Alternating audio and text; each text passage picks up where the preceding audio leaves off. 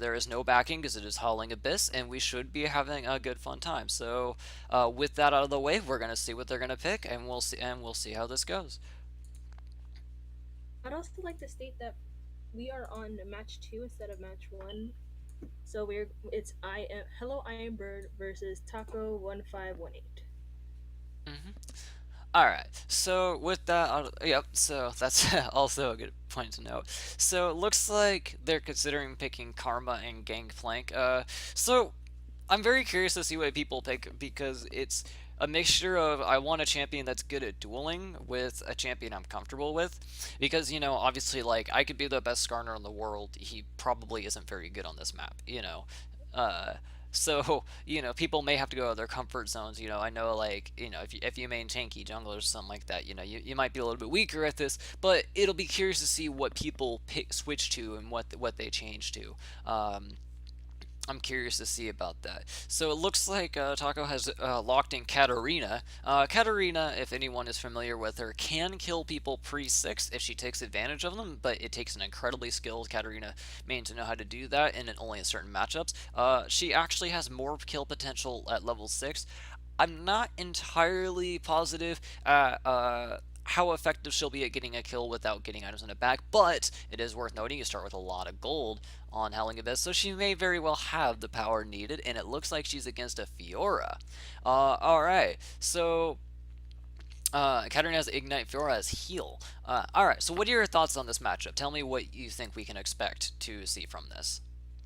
Because if you think about it, Katarina is resourceless, so her poke with her Q can actually bring them down pretty quickly, and then she could quickly E and W, even if she doesn't have too many items, just grabbing a needlessly large rod.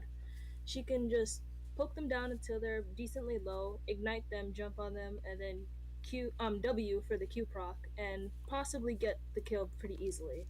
Then again, Fiora has her parry, so I don't know how she's gonna go around that and still be able to get damage off. Yeah, that is true. Although it is worth noting that since Katarina does not rely on CC for kill pressure, Fiora cannot stun her, and that is definitely a good thing to note. But Fiora can attempt to, I believe, parry her bouncing blades, so she can take. Well, not take damage, obviously, which would be very, very powerful. She can perform that. Fiora is definitely an amazing duelist. So I'm very curious to see. Fiora does have heal, which if Katarina gets the ignite off before the heal goes off, is not going to be as powerful. I'm actually rather surprised to see heal on someone who is an aggressive offensive champion. I would expect to see something way more kill pressure oriented like ignite or exhaust.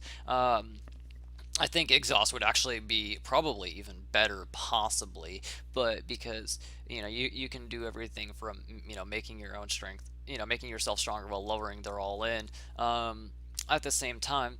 But I'm very curious to see because both of them have a lot of outplay potential in their kits, and so I'm very curious to see how they abuse that. Uh, Also worth noting that usually Fiora would dash out of the way of skill shots, but since Katarina is a targeted Q, the only real way she has to dodge that is staying away from minions to bounce on her or using her parry. So she's gonna have to watch out for the cooldown on that. Oh, definitely. That is definitely a very good point. I'm very curious to see what they start with. I'm curious to see if Fiora might start with Lifesteal or something like that. I'm very curious to see if Katarina starts with a needlessly large rod or maybe goes the Seeker's route, stuff like that. I should hope that they won't start boots because I don't think that'll be important the slightest in this matchup. But Both just buy high quality boots and then just potions I and know, just right? on each other. Got to go back to that season 2 start. I remember back in season 2 starting with anything like I remember back in season 2 starting Doran's Blade was considered like a high risk. Like if you started Doran's Blade back in season 2, that was saying I am going for a kill, which was really funny back then. That Uh, was actually really interesting. I only started playing in season four, so I don't really know too much about how the meta used to be, like when I was still developing.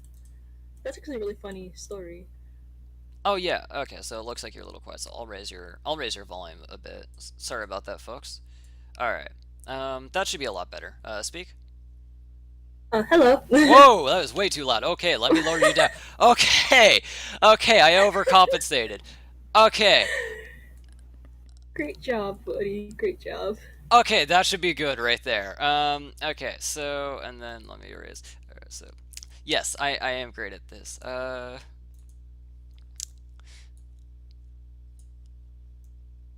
it's FEK Events League and game chat not in use. Will we be pulling people from there if there are no shows, or is it going to be in a queue? I'm not positive. Ezreal will be the one working on that, but I believe that, I believe if it's a no-show, they just advance. But I could be entirely wrong. Don't hold me to that. Because I Seems. was reading into the board's post about the tournament, and he said that if you applied but you didn't get in, they would possibly pull you. But then at the same time, in other tournaments, they would use the FEC events chat in the game and see if people wanted to fill in. So Yeah. I'm I not don't know. entirely That'll sure. probably be up to him. So it looks like Fiora did start boots. She also started Guardian's Hammer. So this is, I'm gonna have to mouse over this because this is a new item. I'm not even aware what it does with the new item. Okay, it looks like it gives. Wow, that's actually really powerful. It gives 10% lifesteal, 15 AD, and 150 health. Yikes, that's actually a really good item to start with. Wow.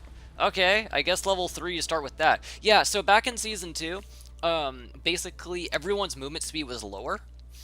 They later on adjusted that and raised it because they didn't like everyone starting with boots. And so basically, like, if you started with like Doran's Blade, you had lower movement speed, so it would be harder to weave in and out of the lane, and it would be harder to dodge skill shots.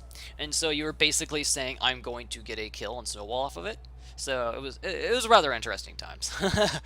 And obviously the game has evolved since then, and I need to disable the chat because Here's the true question: did anybody ever build Doran's shield back then? I think so. I don't remember fully, but I believe so. And it looks like Fiora is definitely starting aggressively, proccing her Vital and getting Katarina to below half life. She's going again at her, automatically asserting dominance. I gotta say, that Guardian's Hammer actually seems really strong. Might even be a little overtuned. But I could be entirely wrong. Looks like she's going to proc another Vital. Katarina does Shumpo, but a bit too late. Not going to negate any of that. She's going to proc yet another Vital, getting more hits. Katarina's already blowing a flash. Katarina getting dominated by the Fiora early. Fiora definitely proving just why she's such a strong champion. Even if Katarina plays it safe under tower, she's going to struggle to farm there, and Fiora can just get a CS lead that way as well. Although she does miss 2 minions right there, so her CSing is definitely not flawless.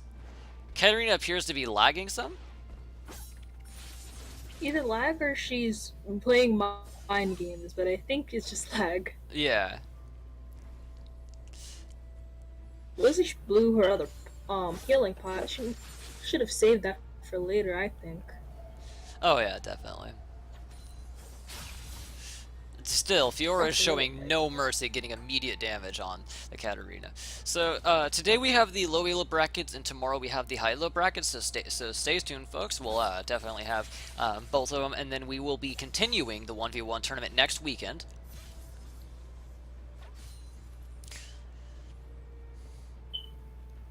Is Katarina lagging? Because she's not even trying to farm for like Yeah, a I farm believe I lead. believe Katarina has to be lagging for her to play like that, for her standing that far back.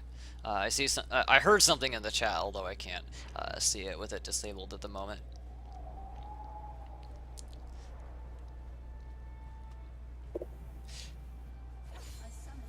Yeah, Katarina. Katarina definitely just disconnected. So it looks like we do have ping or internet issues with a reconnect. So we do definitely have some lag in this first match.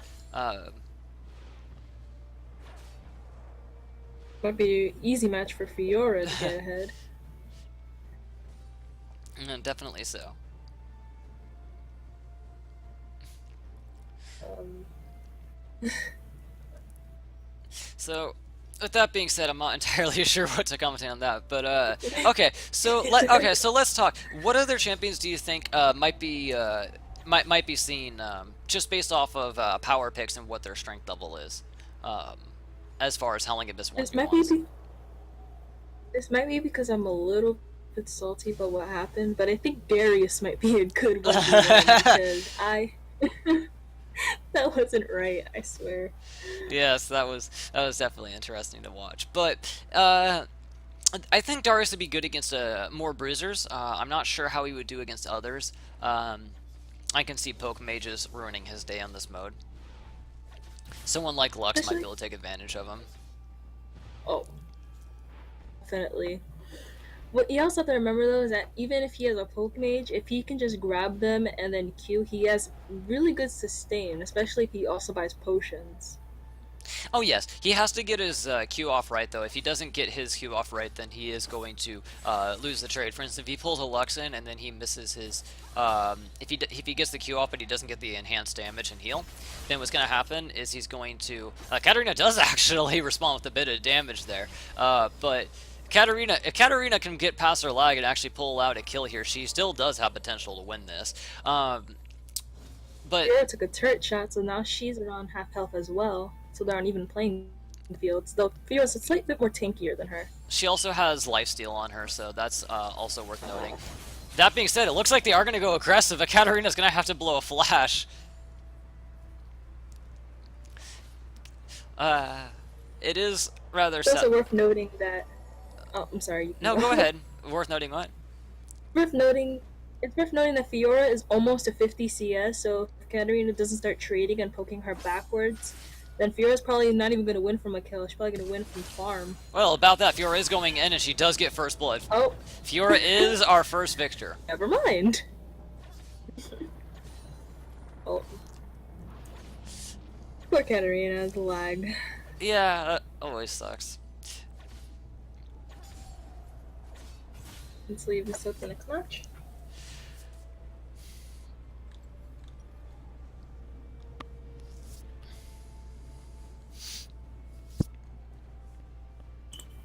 Alright.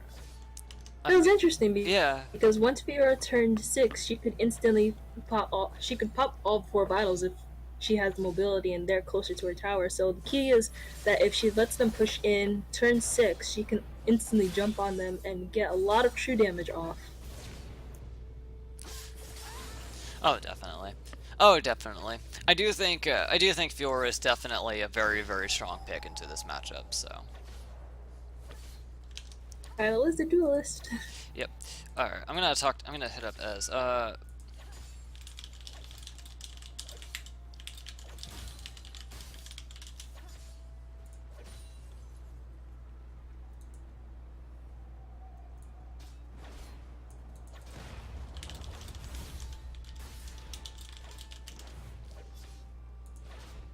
Alright, so it looks like we are going to be moving on to the next game, so I am going to stop spectating and quit that game. And it looks like we'll be moving on. Alright, Ezreal can invite me, and then it looks like we'll be going on to our next match. Very curious to see how the rest of the games go out. I'm curious to see if we'll see more Fioras, because I do think Fiora is a very strong pick on Howling Abyss for dueling. Just because her all-in is very, very, very, very potent, to say the least. Especially when you buy lifesteal, that's very oppressive. Oh yeah, that Guardian's Hammer, I believe it was called, definitely proves to be a very, very strong um, start, to say the least.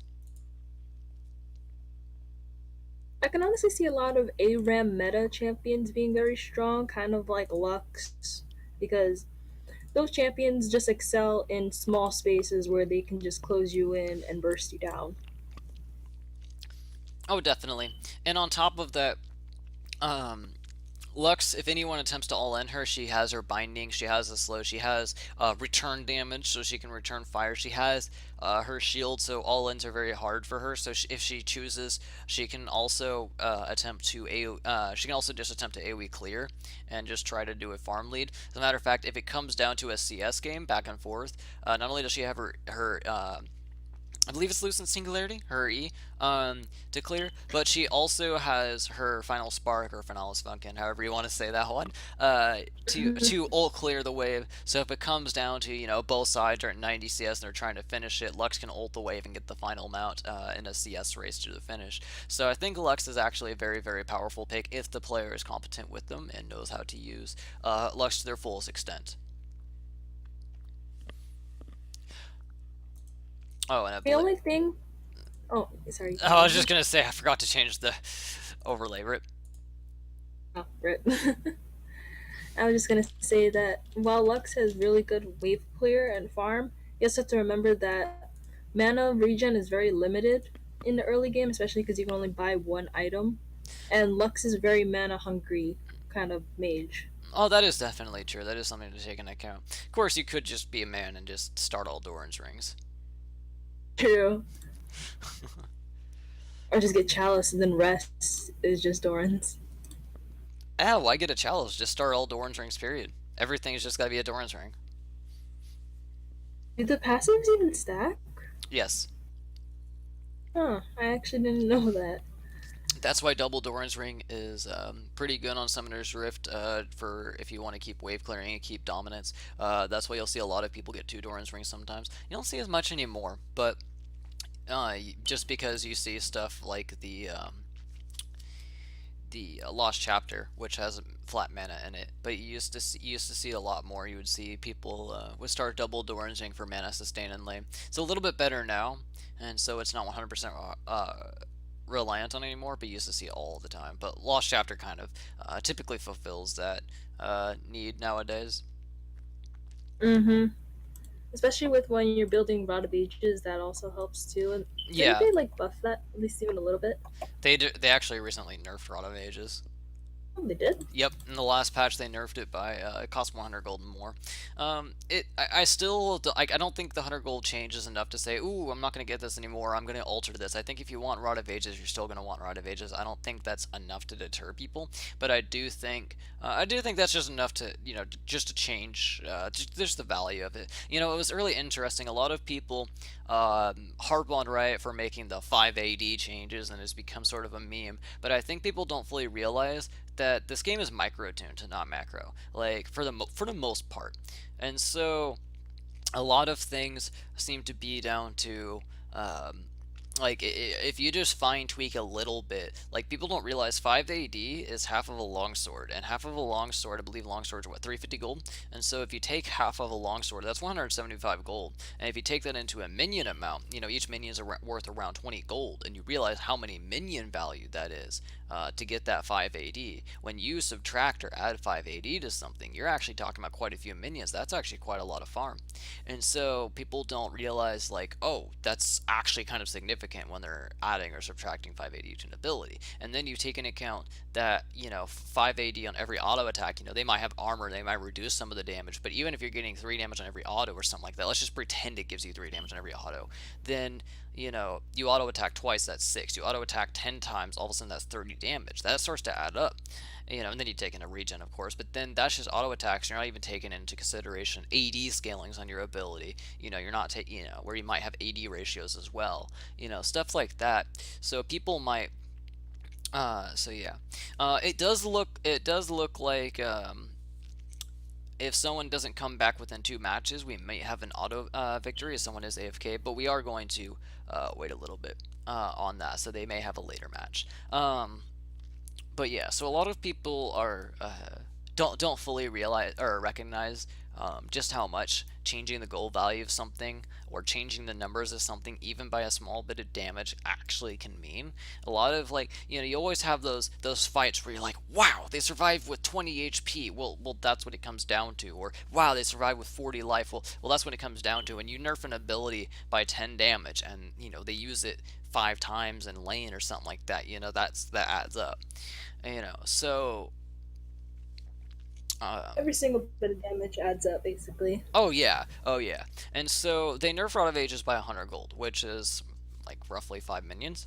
So that's not the end of the world. That's not enough to make someone say I don't want this or mandate something else. But that's definitely consideration. Mm-hmm. Especially when they changed the AP items and everybody was complaining about Zonias. Because in reality, most people just built Zonias for the active. Though the stats were pretty good, it was mostly for the status. Well, yeah. Oh, yeah. The stasis is. Zonius is one of the most powerful item actives in the game, if not the most powerful.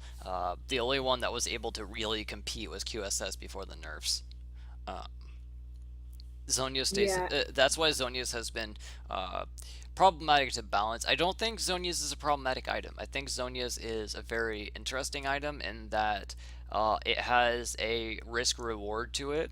And you're not. And now a lot of people say, well, the risk isn't that big because mages usually typically do it in between their cooldowns, which is true, but that is still downtime nonetheless. And when you consider CDR, when you consider that they may not be, that massive, even when you are weaving between cooldowns, it does take a lot of display of skill, and once you use that active, you're then vulnerable a lot of the time. So it also provides something that a lot of mages need. Otherwise they might be outclassed. So when you're playing someone who may not have as much safety, it provides that safety net, which may allow something to be more balanceable because of that. Although that one can be disputed back and forth, and people can argue the other way around on that, which is definitely fair and understandable. So I honestly believe that Zonia's is one of the main problems with Annie because she can just flash in Tibbers like 4 out of 5 of the teams, and then Zonia's, and by the time her team follows up, the fight's basically already over for the enemy. That's the only time I can see like an actual problem with the item. yeah, the other one people would bring up is Fizz. Fizz does his damage, ease in, Zonia's and gets out. That being said, I still think AD Fizz is a bigger problem than AP Fizz, Tank Fizz. There's a lot of Oh my! there's a lot of problems with champions that are supposed to be AP assassins turning into bruisers. A notable example, really notable example is Diana. But there's still other ones. So you have Diana, you have what do you call it? Echo, you have Fizz, and all of their tank variants, well, Diana just in general, have been problematic. And Riot's definitely looking into the solutions for them, but Diana Let's probably just all be let's be grateful that LeBlanc Bruiser does not exist. there is 80 Bruiser LeBlanc. It's a split push build. Kill me now. I'm not kidding. It's been done for quite a while, and there's even been a few people in Korean Challenger who have done it, or at least one. But it's difficult to pull off, and you have to really know what you're doing. It's not as strong as AP. As like it doesn't have the pick potential of AP LeBlanc. It's meant to be a split push build.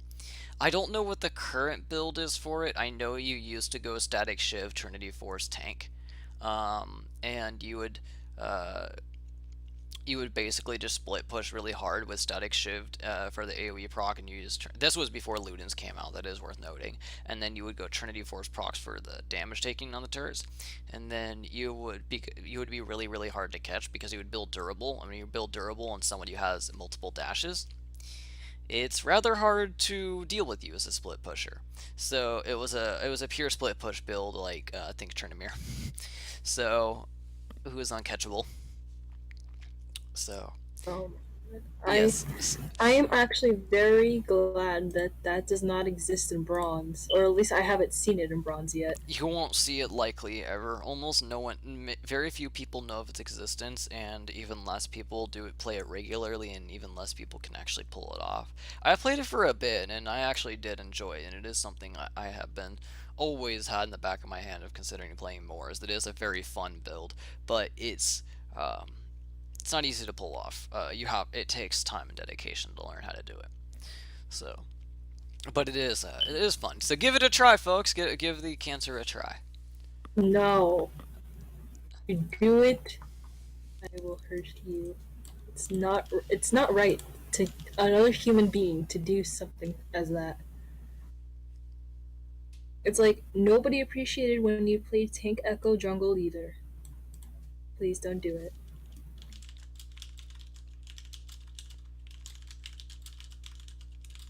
And if you do do it, don't do it in my games, please. Do it in somebody else's.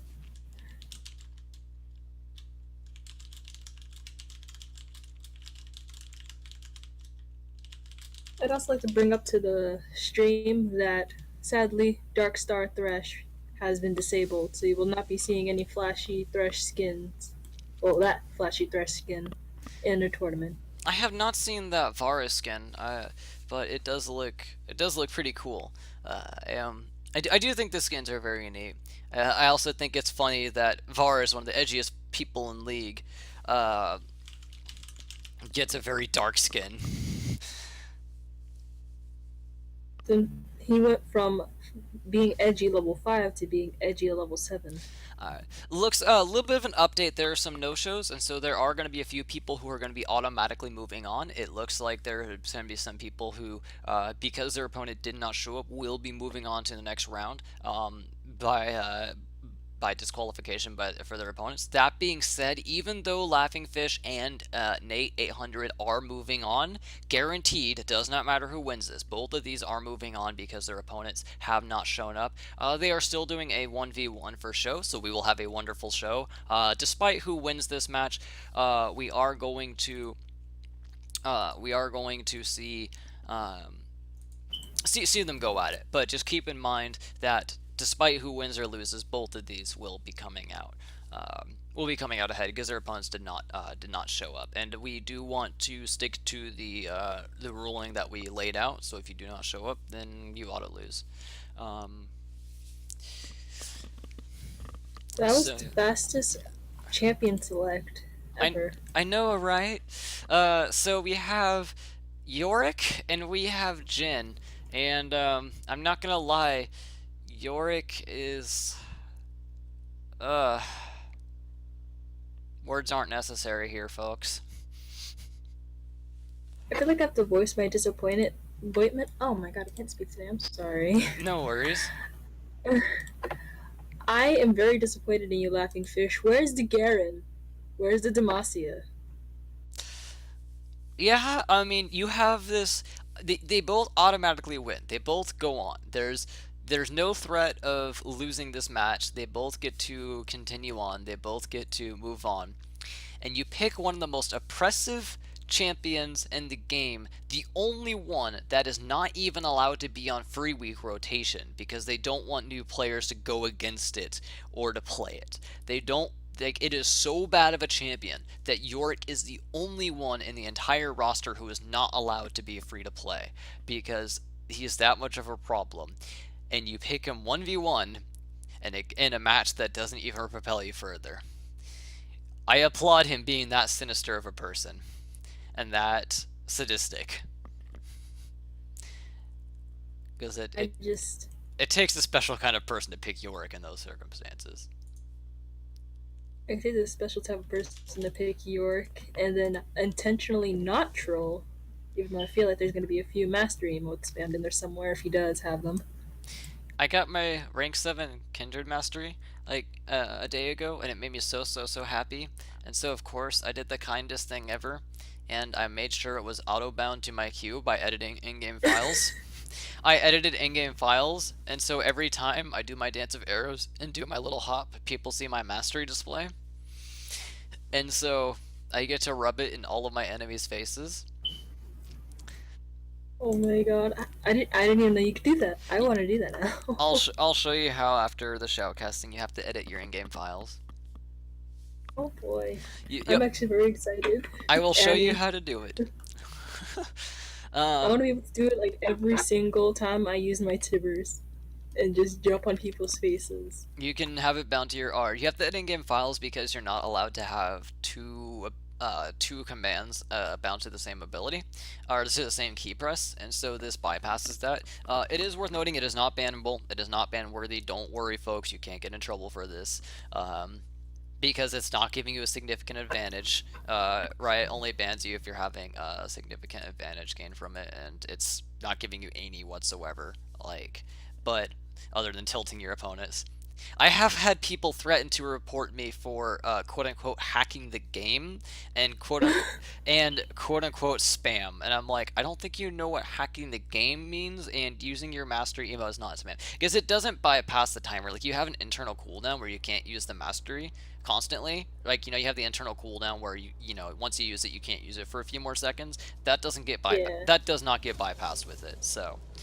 Um, Alright, looks like we are in game and we are going to have a lovely match. And by a lovely match, I mean Yorick is cancer.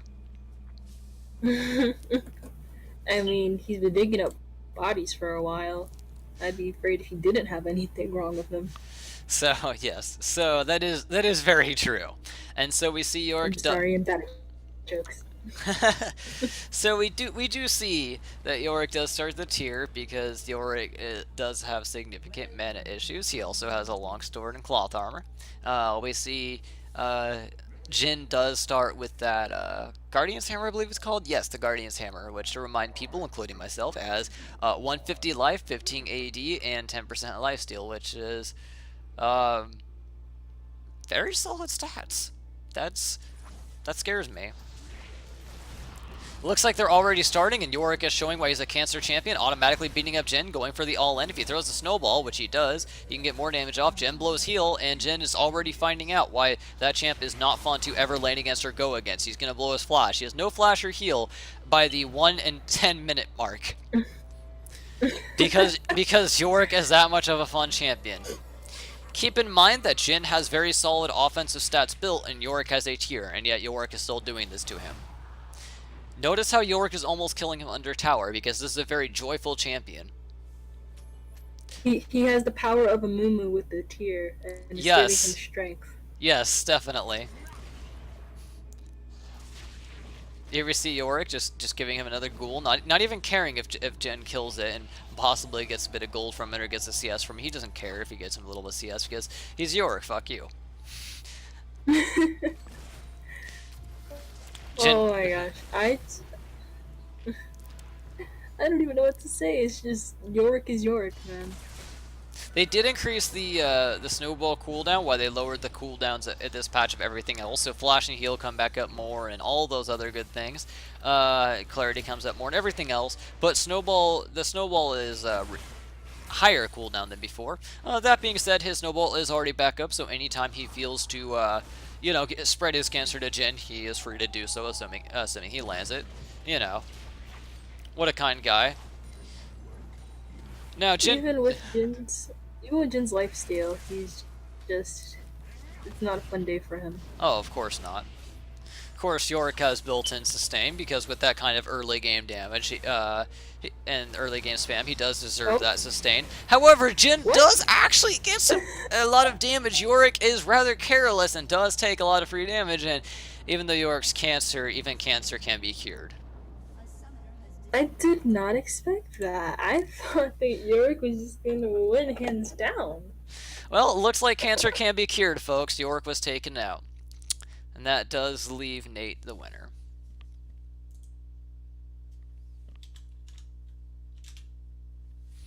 That was very interesting. That was very interesting. Yorick is a fun champion. Probably it's reworking him for a reason. Of all I the mean, of all the champions they've decided to rework, there's a reason why they chose Yorick. I think we can admire that Laughing Fish did it for our viewing enjoyment. Yeah, viewing enjoyment. He also did it for Jin's enjoyment. I'm sure he had a fun time. Hey, there you go.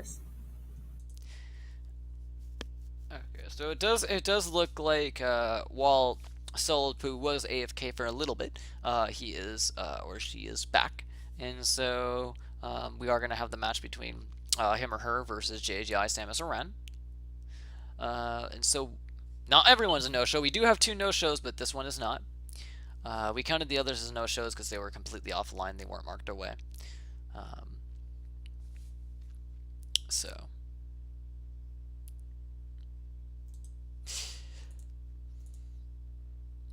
Remember the band champions, yeah. did we Have we ban clarified what are the band champions are yet? Did we ban Yorick? Because if we didn't, that was a mistake. We did not ban Yorick. I apologize. We really should have. I'm sorry. We try to think of all the oppressive champions, but we didn't remember Yorick Mori. Like he tells us to remember Yorick Mori, but no one does. I'm sorry. We should have. Okay, the ban champions are Caitlyn because her early damage too high while being too safe, which would be Yorick. We banned Quinn because she invalidates melee champions outside of a few, which would be Yorick. We banned Kindred because her sustain is too much for being a ranged champion, which would be Yorick. He is basically ranged because he has those ghouls. So because he has those ghouls, he's basically He's basically ranged. We banned Malzahar because there's not much interaction, and once he hits 6, he'll probably oppress you literally. He does, well, Yorick doesn't have the oppression, but he doesn't have much interaction, so Yorick. Um, and Nunu, we banned Nunu because he sustains off minions, and his damage makes him an unfair pick, like Yorick. And we banned Heimerdinger, which is too oppressive to too many champions, like Yorick. We forgot to ban Yorick. We forgot Yorick exists. Everyone forgets Yorick exists. Um, Rip. Wait, are both Samus and Solid Poo not connected to the lobby? Oh no, that's just Okay, a they're that here now. that that's a bug that sometimes happens with the lobby where it shows that they're both here. It looks like Ooh, we do see Talia. another. We have a Talia, and it looks like we do have another Fiora. Oh boy, Fiora. And this time they're getting barrier instead of barrier and ignite instead of a flash. Can't say I blame them. Flash is Flash is good if you are trying to outplay someone's ability, where you're trying to flash around a skill shot or something, incoming. But it's worth noting that if you're using it because of, oh crap, I made a mistake, you'd probably be better with just an all-in spell, and quite frankly not making that mistake. Mm-hmm. Talia also has exhaust and heal. The exhaust so that she can light her Q better, and the heal for just sustain, I believe, which is a good move on Talia because she's very skill shot heavy, so she would probably need the slow. Yep, and we see an exhaust ignite, so we have the ultimate cheese. Since Leah does not have flash, that is something flash is good for. Is if someone does the all-in exhaust ignite, then you can use one summoner for those two, where they're very likely to flat out kill you. But that being said, they have two. They have two all-in summoners, both heal sort of, and so yeah, I think it's going to be interesting. It is worth noting that barrier is better for all ins than heal. However, the heal is good for the movement speed it grants. So Talia is going to use the extra movement speed burst to disengage or to keep steady on. Then heal will be better. If they are staying relatively still when they're fighting, or if the movement speed doesn't matter, then barrier actually would have been a better pick than heal. Definitely worth noting that. That's why you'll see a lot of people will take heal as AD carries, because they like the movement speed to help kite, and they like grant they like later on it's nice to give heal to your allies, of course. And then because 1v1 duels are more prevalent in the mid lane, you'll see a lot of mid laners take barrier if they're worried, or exhaust sometimes, exhaust for assassins sometimes, but sometimes they'll take barrier to help negate burst. Um, I know sometimes when I'm playing Ziggs, I like to take barrier, and that's definitely worth noting. There are some exceptions. You'll sometimes see Twisted Fates sometimes take heal, or no, sorry, they take Ghost. I'm not. They never take that. You know what? Pretend I never ever say that. Pretend I never said that. I know there have been some mid laners in the past who have decided to take heal because they like the movement speed boost. But typically speaking, they'll take exhaust or barrier because it's gonna help more against the all-ins. Unless you are actively kiting. So with that being said, it'll come down to if she uses to kite, or if sometimes barrier is better for the all-in.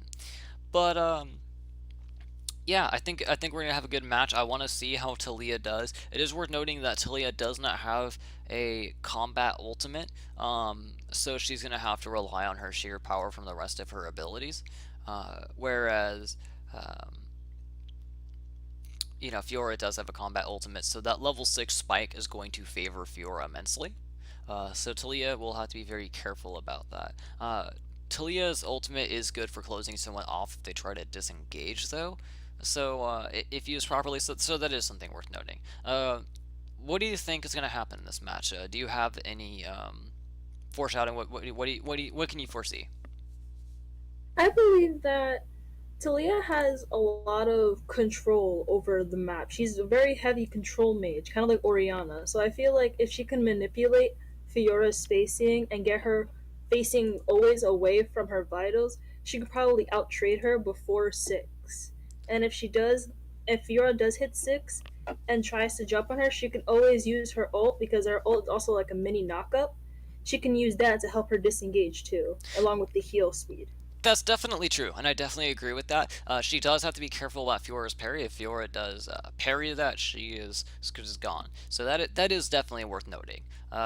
Also worth noting that for whatever reason, Fiora is allowed to parry summoner spells, and I don't know why that is acceptable, Riot. But she can get her exhaust parried because Fiora is allowed to do that, and I don't know why. Thank you, I mean, Riot. Yasuo knockup is counted as a Nivea's wall for Yasuo's ultimate, so Riot? What the hell?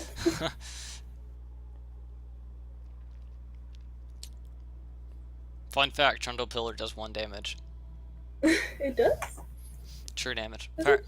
If I remember properly, unless they changed that, I know at one point I'm pretty sure it still does. Yeah. So Nami. if you have that pesky 1 life person, kill them with a Trundle Pillar. Actually, one time I was playing Legend of the Portal King, and I not Legend of Portal King, right? I was playing Howling Abyss, but I had the snowball, and I killed somebody with it. It was a very Nice. satisfying moment in my life. Very nice. So we see Fiora's going to start with a Tiamat, which is going to help with wave clear and the damage proc.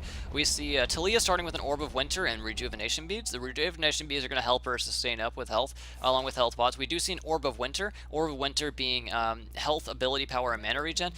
Basically, it's like a souped up Doran's Ring. So we have like a souped up Doran Ring on Orb of Winter along with some Rejuve Beads. And we see health pots. Now, since she does have health pots, not biscuits, we can assume that she probably has the Assassin Mastery. So she's going to do more damage 1v1, which is going to be solid. So I think taking the Assassin Mastery is definitely not a bad idea by any means, whereas Fiora did go for biscuits.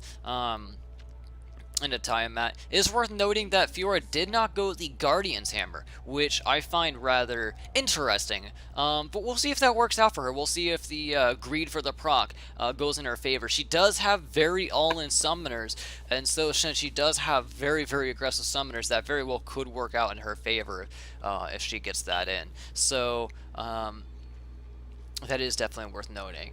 They're both starting in the bushes, and Talia, I believe, misses that first. Yes, she does. So I am curious to see. I am mostly eager to see when Fiora's gonna make her move to go in, and I want to see Talia's response to that. Her. So I'm very eager to see that. It's also worth to note that the warped ground minimizes her damage but gives her half of her mana back. But even then, Talia as a champion is very mana hungry, so she has to be very careful when she uses her spells. Oh yeah, definitely. So yeah, so it looks like she is gonna parry there. It looks like she is gonna attack her, get some damage, and throws a random ignite. Was that a mispress? Well, Fiora has no ignite. I'm not sure why she did that. I would guess that was a fat finger. But Fiora does lack ignite. She does have exhaust. Talia does have both summoners. Talia's definitely attempting to control and just let her know, hey, I don't want you to get on me, and I'm gonna try to not let you. So yeah, so the Works Ground is going to help her sustain her mana, even though it does weaken her offensive power. So I think that's part of Talia's skill involvement, understanding how to manage that. I also want to highlight what happened there. When Fiora went to go dive on her, her dash counts as a proc to her Talia's E. So it does extra damage on the floor even before it reprocs. So she has to be careful where she dashes and when. Oh yeah, so any movement ability over that damages someone, yes? Yeah. Yeah. I'm learning about Talia. Including Talia's own W. So what you would want to do is that you would want to E the floor, and then when they go to try and dive on you, use your W to place them in that E, Oh, and they will get that proc. oh yes. However, she does parry it right there, and since she parries that, she does win that trade rather well. Although Talia does have some pretty good sustain with her items, whereas Fiora's gonna have to rely on those health relics a bit more. And Fiora's Health regen is also based on her auto attack, so if Talia zones her out of the minion wave, she can't regen nearly as fast as Talia with her beads. Oh, definitely. And Celia is definitely showing just how much she can control the field and exert her dominance. She does have a CS lead as well. We see currently an ACS lead on Talia. She is shoving in the wave, so Fiora is going to have to farm on her tower. We'll see how well she can do that.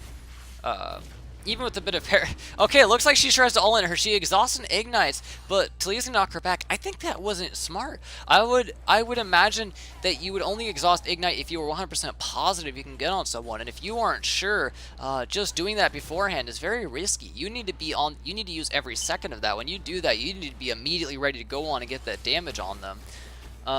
So I think that wasn't the right choice right there. I think that was a very faulty decision making, and Talia's playing rather calm. You can see that she doesn't appear rather stressed. You can see from the way she's playing that Talia's probably just feels rather safe. She has exhaust, she has heal, she has her summoners. She's feeling confident. She doesn't feel like, if she felt threatened, she would have used her heal, right then and there when she got exhausted ignite. Instead, she just disengaged. And we do see Talia with a 13 CS lead right here in the 5-minute mark. One of Fiora's problems is that she constantly keeps dashing to all in Talia, but she keeps dashing in that E, and that E does a lot of damage, especially with.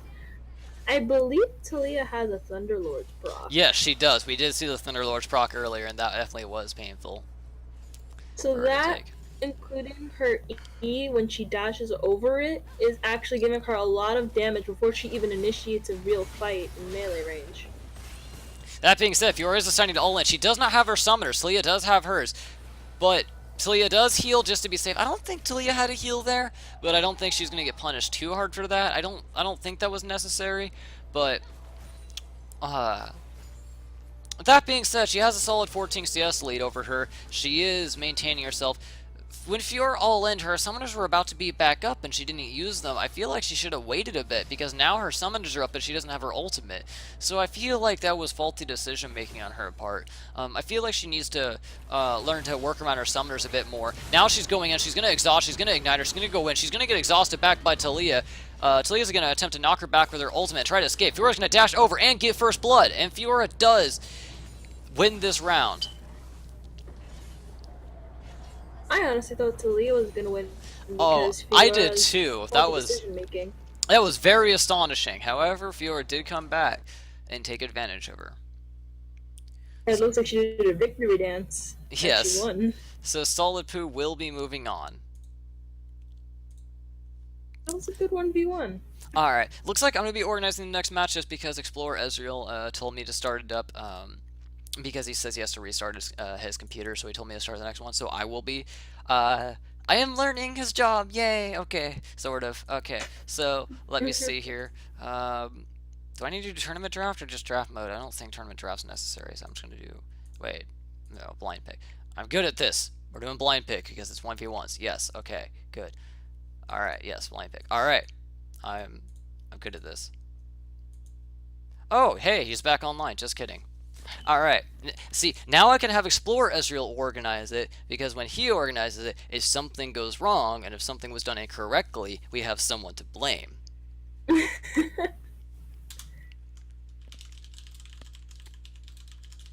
It looks like Samus was having ping spikes that game. Oh, that I believe they were sucks. to Talia.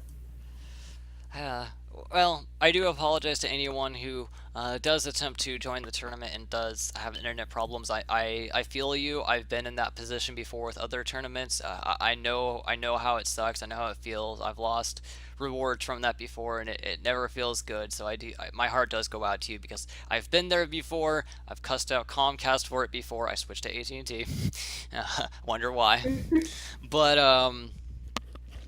my heart goes out to you because I am not foreign to that feeling, and so um, I apologize to anyone who cannot control their internet being faulty when they go to a 1v1, and that never feels good. But unfortunately, we have to go with the spirit of the game, and a match is a match, and unfortunately, we cannot accommodate that, especially especially we can't do any handicaps or anything like that, unfortunately. And unfortunately, bad things do happen. But I do feel for you guys.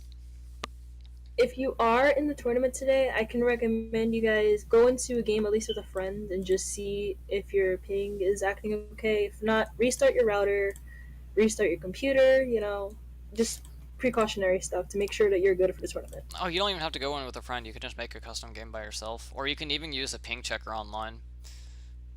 True. That I usually just go with a friend, but that's because I didn't know you can go by yourself and check ping. So, Yeah. I like to do custom matches here and there, sometimes for that, but it's a good way to try out jungle pathing or jungle runes if you want to try out new runes or something, or try someone hard. Like when I was trying to pick up jungle Karthus, I wanted to check out a new rune page and see if I could effectively clear with him with it. So it's just for fine tuning things like that. So it's sometimes time to do. But anyways, that is me rambling on about unnecessary things. But yes, you can check your ping in custom 1v1, custom one man matches.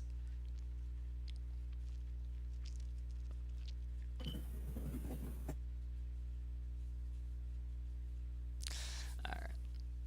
all right. So you should be getting into the game soon. Yep. And so it looks like we're going to be having Hero of Ideals versus Bomb Fox. Both of them are silver 4. And so we're gonna have a good 1v1 match. They're the same ranking. They should be relatively the same skill level. At least so the rankings say, but we'll see if one does come out and outskill the other and come out ahead. Although it is worth noting that there's a lot more to this game besides 1v1s, and so while someone may be a lot better at 1v1, someone else may have other strengths in this game as well. And so that's not to say that they're strictly better just because of that. But it is but nonetheless, we'll see how it comes out ahead. I am curious to see. We do see Bomb Fox hovering over Varus. I want to see that Dark. Yikes! I do want to see that Dark Star Varus. So, or is it Dark Star? Is it called something else? Anyways, I wanted to see. I was hoping he had the. Okay, he's hovering over Yasuo, and Hero of Ideals is looking at Alawi. Now, I am personally a big fan of Alawi recently. I've been practicing her a lot. I think that the buffs they've done, especially her percent HP damage on her W now, have made her a really big force. I think she's very good against teams that might try to dive on a team. So if they try to dive on top of you, then on top of your team, then you can punish a team for that. But if that's not necessary, she's also an amazing split pusher because she clears waves really well. She's not the slowest tower taker in the world, and she basically demands attention, but the thing is, her ultimate punishes more people for coming up to her. And so if they send a bunch of people after you, which is what a split pusher's job is to do, you can gain more out of it because of the way your ultimate works. And she's like, her idea is, I'm going to bring all of you up with me, I'm still going to take one of you down. And that's you may not be successful, they may outplay you, but that's kind of what you want from a split pusher, in my opinion. And so I think she's a very solid champion right now. I think she's underrated. People are starting to notice it, people are starting to pick her up more. But it's also worth noting Aurelia's in the meta, and I think that's the type of champion Alawi would punish, I believe. So I'm pretty sure Alawi's good against that matchup. But watch, I'm gonna have some Diamond 1 Bruiser main come in and be like, no, you're wrong, you don't know what you're talking about, I'll see if you noob. Fair enough. But I would imagine that Alawi would be good in that matchup. And so I would imagine that would be, she would be good because she's a good 1v1 duelist, and because she is a good split pusher as well, and because Aurelia is a dive champion, and Alawi kind of wants that if she's with her team and team fighting. So, yes. That being said, I think we're going to have a good match. It's going to be Alawi versus Yasuo. We see the Exhaust, Ignite all in combo. And we see a Flash Barrier on Alawi. Now, if I was Alawi, I would not start this game with too much of a focus on armor, because Yasuo's ultimate is armor reduction. Now, and if an enemy Yasuo were to pick Exhaust, which he did, then reducing armor with Exhaust plus reducing bonus armor with his ultimate means that the armor is going to be a little bit less effective as a buy versus getting something that's not going to be decreased fully as much. Building something like that Guardian's Hammer seems rather nice, actually. So I But that believe that's that just my take. Alawi's does Alawi's Q is it canceled by Yasuo's wall? I don't think it is. It is not. Her E is her soul grab thingy, whatever it's Mm. called. Whatever it's called, that's not the name of it, but whatever it is. Test of Spirit, I believe. I think it's called Test of Spirit. Anyways, I could be wrong. Don't judge. Her E, her where she grabs the opponent and tries to pull, rip out their soul. That one is blocked by a wall. Her slam, which is her Q, that one is not, and so he cannot win while her tentacles match, which is very, very good. Um, so that does not make the matchup unwinnable for Yasuo by any means. Yasuo can win that matchup. I was playing Alawi in that matchup recently, and I was dominating that Yasuo, and it felt good until he got a gank against me, and I'm like, all right, I think I still got this. And I got another gank. I'm like, okay, don't worry, I got this. And then he had Exhaust, Phantom Dancer, and Rift Herald, and I'm like, nope. Worth everything. Let me just build defensive in a losing matchup. Oh wait. And so, yeah, it turns out with Rift Herald Exhaust and Phantom Dancer, so not so much. But obviously, he also is not going to start with the Phantom Dancer in this match, and he's not going to be able to build one, so he's not going to get that special dueling uh, extra exhaust, because you need another exhaust on an item. So he's not going to have any of that. But he is going to have Exhaust Ignite, so he is going to have very powerful summoners. We do see Alawi with Barrier, which is going to be good for the all-in. I kind of think Exhaust is better, question mark. But that being said, Exhaust ain't bad. Or sorry, Barrier ain't bad. And so I wanna see how this goes. I think this is going to be a very good bruiser-based matchup. Um, so far, we've seen quite a different few matchups, but I think this is going to be a very, very fun one to see how things go. I honestly have to agree with you with the Alawi and the exhaust there because if Alawi had exhaust, she'd be able to land her abilities a lot faster Oh because yes, he can't get out of the way. oh yes. So if he gets exhausted and all in, and then she tries to land her slam on him, then that's going to be very, very potent. So she's gonna have her E on him, and she's gonna be Wing him or whatever, and then she tries to use her Q and slam her tentacle on him, and when he's exhausted, he can't dodge that. So I can agree with that. But that being said, we'll see how this goes. Anyone can win, and I'm very, very excited to see this match. I think this match is going to be decided roughly around level 6, 7, maybe 8, but we'll see. Uh, And there's the armor. that being said, Yasuo definitely can cheese early on, or I'm not sure if he can do it. I don't remember if he can do it. I haven't done the matchup enough, but I know he could use a lot of champions early on, especially in the mid lane. Don't judge my knowledge on the top lane, but I would be I'm curious to see if you can pull that off. So Yasuo is going to start with Guardian's Hammer. He's not going to have any critical strike chance unless he has it in his runes. But we're going to see Alawi with a Glacial Shroud and boots. So I don't think Your boot dream has come true. I don't. They both have boots. I don't think Alawi's item start is the best. I think there could be better ones, but we'll see. We'll see how this goes. I think Alawi's summoner spell choice and item choice for a 1v1 could be better, but that does not lock her out of the game. That does not mean she's going to lose. And she definitely has a solid chance, and I wanna see her pull that out. I'm kind of surprised that Yasuo didn't go critical strike because his passive doubles all critical strike that he has. Specifically with runes too, that would have been pretty strong. I think starting with the hammer is still acceptable though. Having damage, lifesteal, and health, as far as a 1v1 goes, all of those stats are very nice. I think his start is definitely okay. I don't know if that's wow, and he does a very swift dash out of our Q. He also getting some massive damage out. I believe I saw the critical strike there. I believe he has in his runes. I could be entirely wrong, but I think I read that number as that. Oh, she does actually get the E on him though. And it looks like he's gonna have to deal with the tentacles. They did make it easier to deal with that recently, though. That is worth noting. I'm envious of What that did you do? skin. I'm envious of that Lowy skin. I wish I had it, but it's a nice skin in my opinion.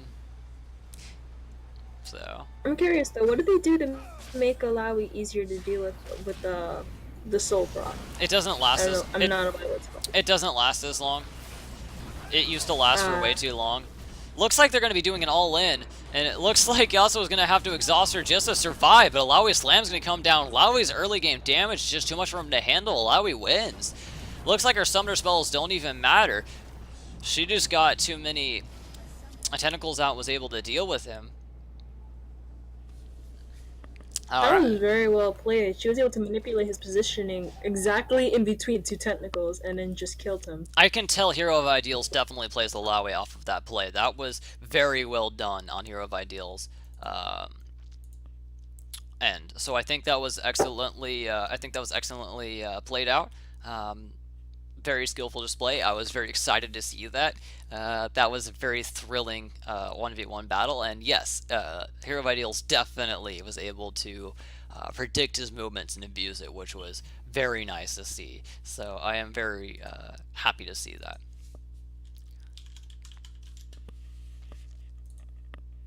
I believe people are betting right now on the 1v1s. I didn't know that was activated yet, but that's actually pretty cool. That is cool.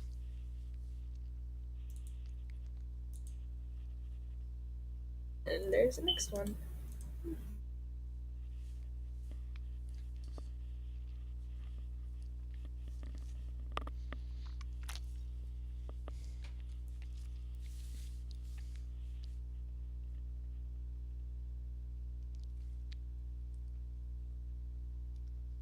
And I don't believe I know who the next people fighting. It's gonna be Thresh Body Pillow, ha ha ha, versus Game Girl One.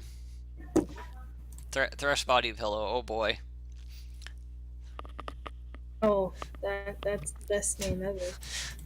Thresh Senpai noticed me, baka. I don't know how the fuck they do that voice, okay, but I mean, they were just born as Tsundere, you know. You're born as Tsundere, you just can't not say Baka.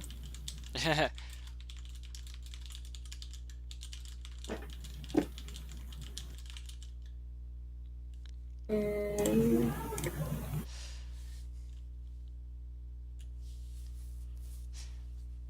hmm, wonder where they are.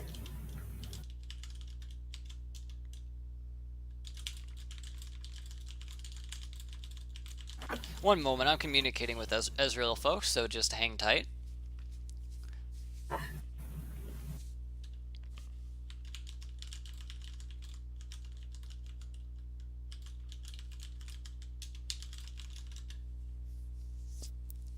Looks like we're just communicating about the no-shows and how we're gonna move on. It is worth noting that if you are a no-show, you are disqualified. You do lose.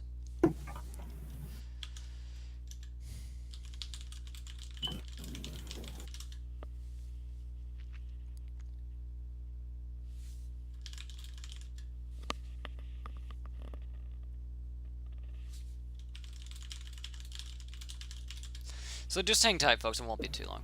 All right. It looks like we are gonna have a last one, folks. So there are some no-shows, so we weren't able to have as many matches as we did say. However, we are going to have a high elo match. So Simon Blackwell, um, and for those of you who know him by Krabby. Unfortunately, he has real life circumstances preventing him from coming tomorrow, and so it has been agreed that since we have some no shows, he won't be here tomorrow. We're gonna let him do his game today instead of tomorrow. So we are gonna have a high elo 1v1. So this does not change where they're on the brackets or anything, but we're gonna get his match done since. Since they're both online, they both agree to get it done with today since he won't be able to show up tomorrow. So even though the in-game overlay will say, a low elo or whatever, or or maybe in client or whatever overlay. This is the high elo bracket that we are doing with the 1v1s, and so we are going to have Simon Blackwell versus Second Chance. And I think it's going to be a thoroughly match. So this will be our final match of the day. Thank you for hanging with us, folks. This has been a good, fun time, a big pleasure. Um, Appreciate all of our wonderful, lovely viewers that we have. So just ignore the low bracket qualifiers. As this is not a low bracket qualifier.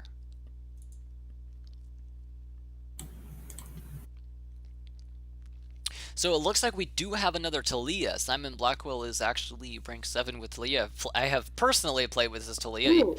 I have played with Simon Blackwell's Talia in ranked actually, and I will say that it was a huge pleasure, and he is very, very skilled on Talia, to say the least. Also found out that Talia and Kindred do not work well together, and found out that Nautilus works well with her, so I have learned some things with that. Learned Kindred ult, and the way Talia works is not the best thing ever. Found that out the hard way. Lost some elo, lost some LP and platinum. Stuff sucks. That being said, Nautilus apparently works well with her, so it was cool to find that out. But yes, he is very expertise. That being said, Second Chance is renowned for his Garen play. He has been known as a big Garen player on the forums. Both Simon Blackwell and Second Chance have been Diamond in the past. I believe both of them are Platinum currently. They have been Diamond 5 in the past. Second Chance is a die-hard Garen main. Absolutely loves Garen. Plays him a whole lot. If I remember right, he was one of the biggest Z-Rot Portal Garen players around. And yeah, so I think it's gonna be great to see two people who are very skilled on their champions, who have either mastered them or come close to mastered them, go at it with one another. I think it's gonna be great. I'm personally excited because I've been wanting to see Garen all day. I'm not even gonna lie.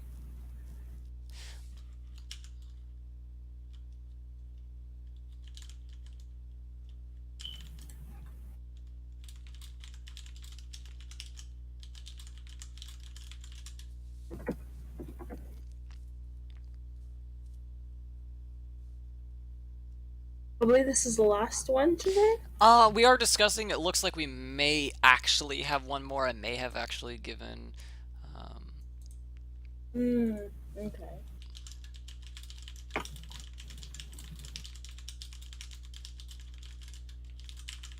Who do you think is gonna win this matchup? that's tough to say. Um, that's tough to say.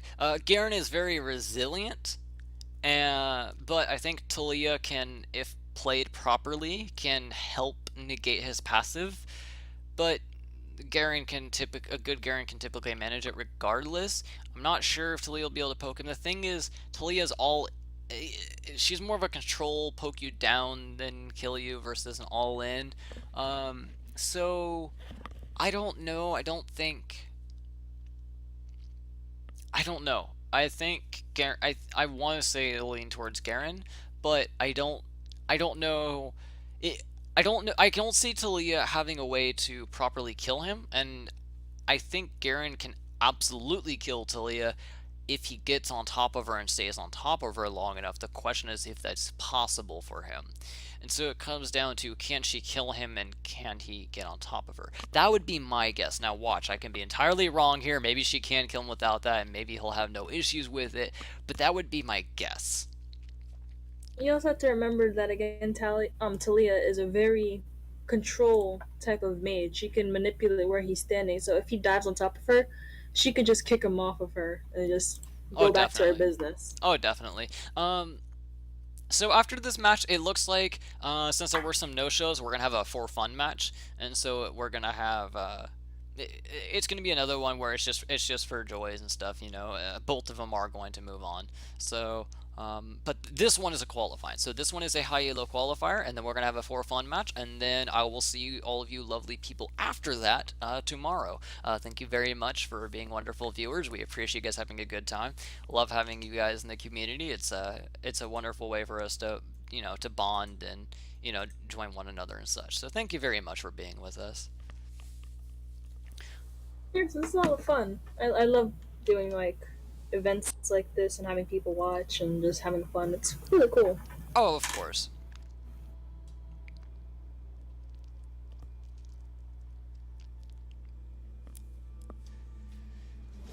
Hello, is Bird? No, we are not doing that. There will be a winner for the higher bracket and the winner for the lower bracket, and then there's a bonus round of those two winners if they want to fight, I believe. Yes, That is correct. That was the only way we could figure out to balance it, because otherwise, having a silver going against a diamond would be a little unfair, So, that being said, it looks like both started boots, which I think in this type of matchup is actually appropriate. I think both of them do want the mobility, so I think starting boots in this matchup is actually appropriate, unlike some other ones. I think some matchups are not appropriate. I think this one it is. Garen already getting massive damage off, shredding Talia to an inch of her life. Wow! 40 seconds into the game. 3 longswords on Garen, absolutely decimating Talia. Talia does, however, get some massive damage back on Garen. We see them already starting off aggressive. Garen trying to get on top of her. He is going to flash. He is going to spin on her. Talia is going to have to bury her, the Ignite. 1 minute into the game, and they've almost killed each other twice.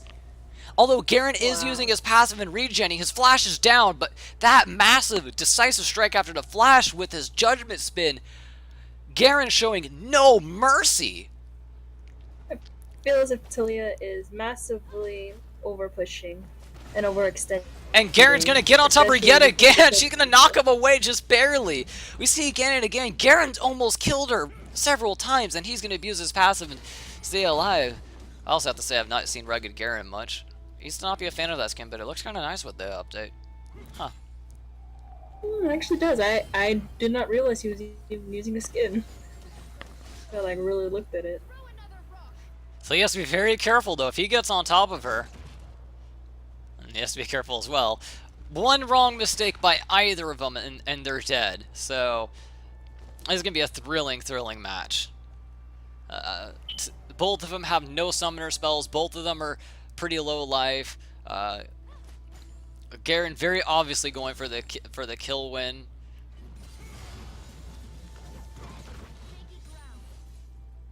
I feel like both of them are taking minions as a very like not an unimportant thing, but they're not really resorting to that. They're more trying to zone each other out and trying to get that kill with misplays than they really are trying to get that minion lead. They have to be very careful about using minions to for SDS lead, because if they get punished for that, that matters a lot more than on SR, because if you get punished enough, you put yourself in death pressure severely, as the other one's going to be going significantly forward that. Garen flashing his rank 7 mastery, very beautiful. The other thing worth noting is Garen is resourceless, and so Talia does have that Orb of Winter, which does give that nice mana regen. She does have those relics, but yes. It is also worth noting that with the massive damage Garen has, when he is level 6, if he gets on top of her, she's as good as dead. She does not have a combat ultimate, and if she's silenced, all he has to do is silence her, spin on her, and press ult. I don't think she can disengage fast enough. That being said, she does hit 6 before Garen, although he is increasingly getting close. Once he clears this wave, he should be hitting 6 off of this, I believe. Yes, and he does hit 6. And there he goes. Not even with the full wave clear, he hits 6. He is back at full life. Garen's passive definitely sustaining him through. And Talia is well aware she has to be careful off of those early levels. Second chance showing little and no mercy. His build's very aggressive. 3 longswords. And it looks like he's going to flash on her, spin again, and she is going to knock him back. If he gets in range to ignite ult, she is dead. That is 3 or 4 times that he's come insanely close to killing her, but Talia is managing to keep him at bay and control, just barely. That being said, he's going to get on top of her again. He's going to decisive strike, but not going to be able to follow it up with anything more. What I think he did that wrong was that he used his spin for clearing the minions, and when she overextended, he couldn't punish her properly. That being said, he does get first blood with an Ignite ultimate, second chance winning the first high elo bracket qualifier that we have. Second chance will be moving on, and Simon Blackwell is out. Well played, well skilled match by second chance. Amazingly done.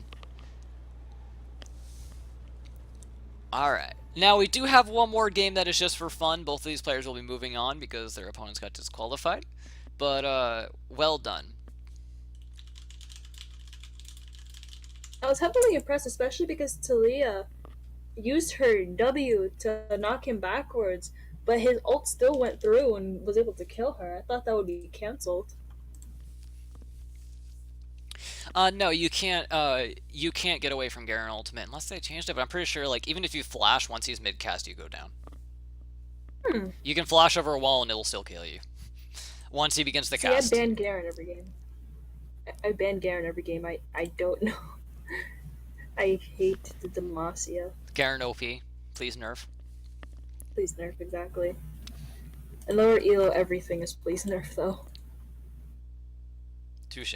All right, so it looks like we're just gonna have a fun match between Thresh Body Pillow and Laugh-Up.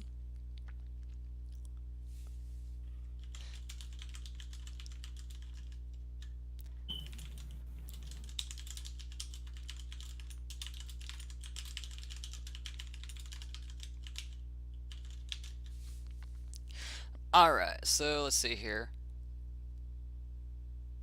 All right, looks like we have yet another thing. It looks like Thresh Body Pills needs to be doing something. So okay, so it looks like we're gonna have a friendly 1v1 between Explorer, Ezreal, and Laugh Up. Now, Laugh Up did ask me to say something, and I have to follow through. So let me see if I can find him on my battle. Where he sent me a message.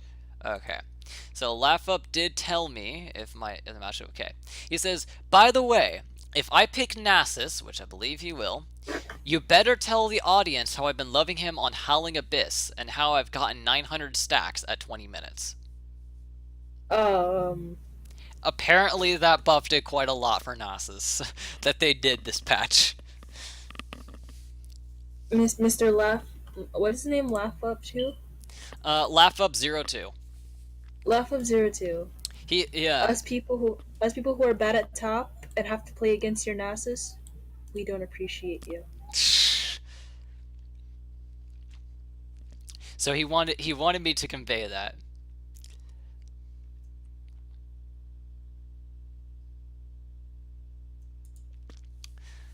So there you go, friend. All right.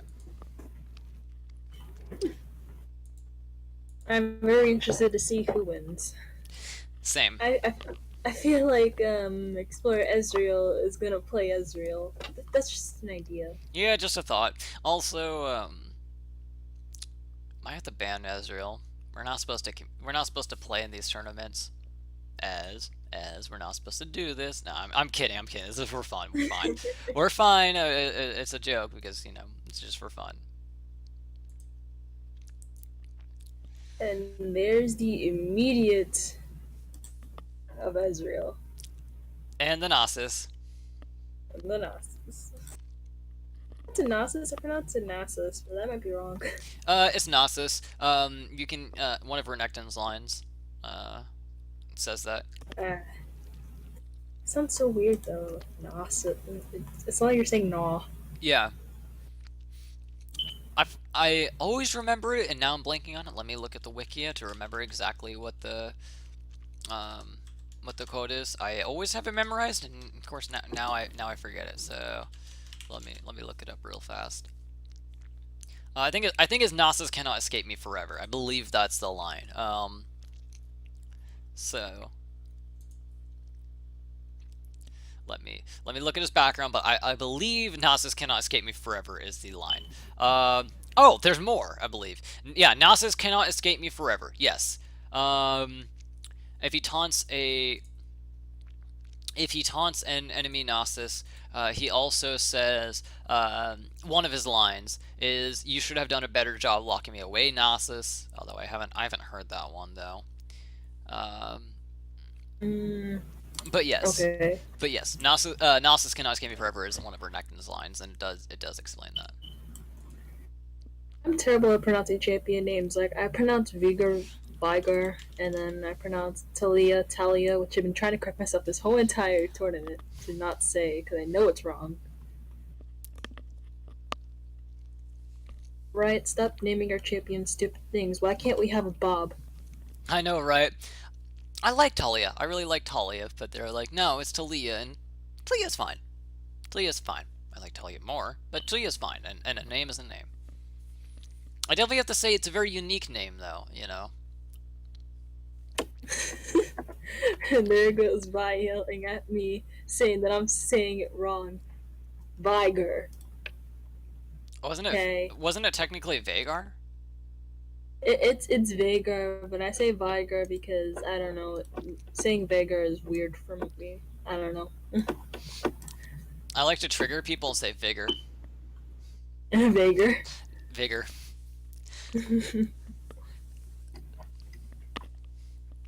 Really, stop being so salty. It's okay.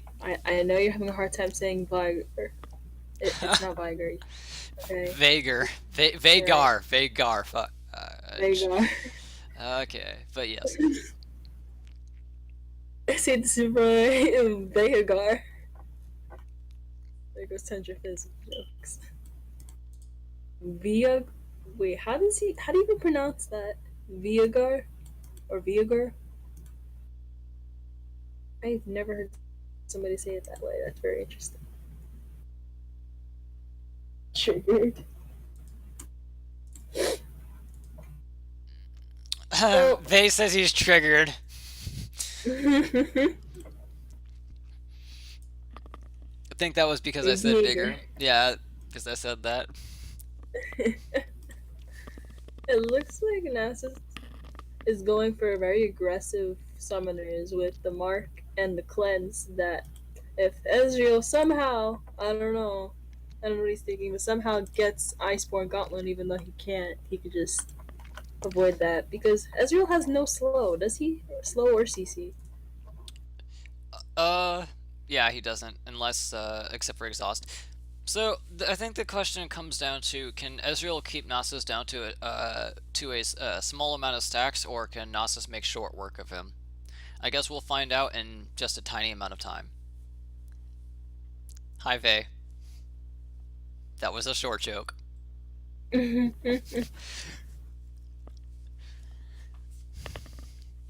on, we can't have a broadcast with at least one of those. Hey, why is your name not Viger? I feel like your keyboard got quite a bit short when you were putting it in. Ha!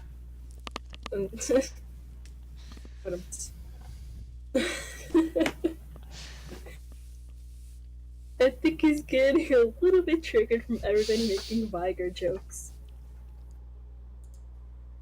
Oh, both of them have mastery level 7.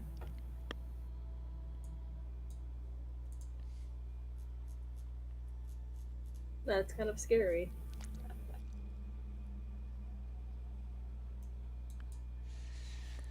We have Storm Raider Surge on Nasus, and we have Thunderlord's Decree on Ezreal. I actually paid attention to the load-in screen. I did that for a few of those, but yeah. Here we see Nasus with armor start, because, yeah, Glacial Shroud and Cloth Armor. That right That's K9 about right. Nasus looks nice. Wonder what Ez is gonna get. Maybe Tear? Oh, he's getting Sheen. That's a better idea. Yeah, I don't My think Tears are really good. idiocy. I don't think Tears good because it's just kind of pointless if you're not gonna actually upgrade it to anything. I think Sheen's gonna be a Yeah. lot better because the damage spike with that on Ezreal is really big.